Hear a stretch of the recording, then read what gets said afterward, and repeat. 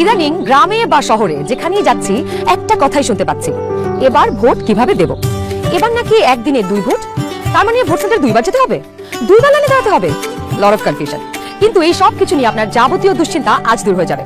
চলুন দেখি আগামী ত্রয়োদশ জাতীয় সংসদ নির্বাচন এবং গণভোটের দিন আমরা কিভাবে ভোট দেব।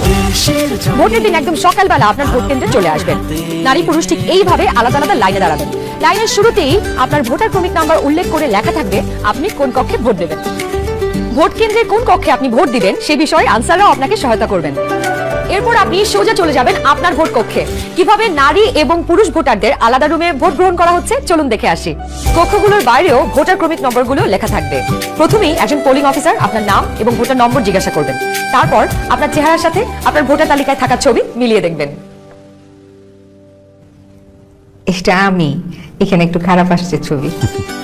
বাবার নাম আনিসুজ্জামান। ভোটার আয়শা খানম, ভোটার নাম 0157। প্রথম পোলিং অফিসার আপনার নাম এবং ভোটারের ক্রমিক নম্বর জোরে উচ্চারণ করবেন যেন কক্ষে থাকা সহকারী প্রিজাইডিং অফিসার এবং পোলিং এজেন্টরা শুনতে পারেন। এরপর দ্বিতীয় পোলিং অফিসার আপনার আঙুলে অমোচনীয় কালি লাগিয়ে দেবেন। তারপর আপনি চলে যাবেন সহকারী প্রিজাইডিং অফিসারের টেবিলে। প্রিজাইডিং অফিসার আপনার ভোটার নাম্বার লিখে আপনাকে 2টো ব্যালট পেপার দেবেন। জানি এবার গণভোটের জন্য গোলাপি ব্যালট আর সংসদ সদস্য নির্বাচনের জন্য সাদা কালো ব্যালট। ব্যালট পেপার নেবার সময় আপনাকে স্বাক্ষর করতে হবে। আপনি চাইলে টিপসই দিতে পারেন।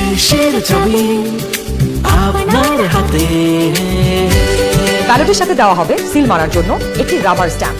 আপনি 2টি ব্যালট এবং রাবার স্ট্যাম্প নিয়ে ভোট দেবার গোপন কক্ষে যাবেন। এবার কিন্তু সময় বাঁচানোর জন্য অনেক ভোট কেন্দ্রেই 2টো গোপন কক্ষ থাকবে, যাতে একই সময়ে 2জন ভোটার 2টো গোপন কক্ষে ভোট দিতে পারেন। গোপন কক্ষের ভেতরে আপনি কিভাবে ব্যালটে সিল দিবেন চলুন দেখি। গণভোটের গোলাপি ব্যালটে হ্যাঁ এবং না 2টো ঘর থাকবে। সংস্কার বা পরিবর্তন চাইলে হ্যাঁতে সিল মারুন। গণভোটে আপনি হ্যাঁ দিলে সবগুলো সংস্কার পাবেন, আর না দিলে কোনো সংস্কারই পাবেন না। এরপর ব্যালটটি লম্বালম্বি ভাঁজ করুন যেন সিলের রং অন্য ঘরে না পড়ে। এরপর আড়াআড়ি ভাঁজ করুন।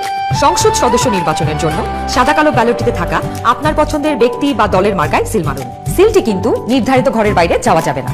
মার্কার বাইরে সিল পড়লে আপনার মহামূল্যবান ব্যালটটি বাতিল হয়ে যাবে। সিল মারার পর এই ব্যালটটিও প্রথমে লম্বালম্বি ভাঁজ করুন যেন সিলের কালি অন্য মার্কায় না লাগে। এরপর আড়াআড়ি ভাঁজ করুন।